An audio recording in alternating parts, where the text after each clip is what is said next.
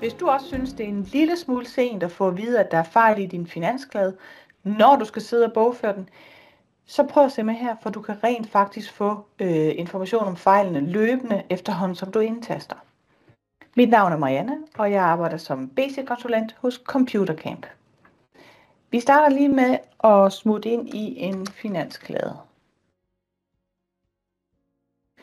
Her har jeg allerede slået funktionen til, så over til højre i faktaboksen, der ser du det område, der hedder kladekontrol.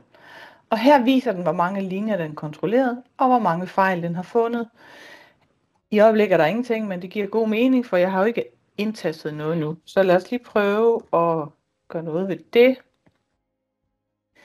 Jeg lægger lige en linje ind her på 100 kroner. Sådan.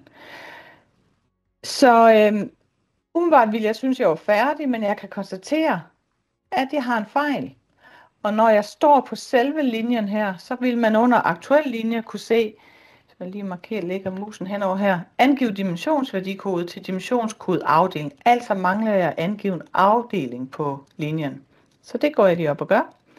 Jeg vælger en her. Hvis jeg så skal have den her opdateret, der kan jeg enten bare lige gå ned på næste linje, eller jeg kan trykke på den her opdater. Opdater-knappen her opdaterer hele kladen, så samtlige linjer. Og nu viser den mig, at der er ingen fejl, og jeg kan med andre ord bare gå ind og begynde at bogføre.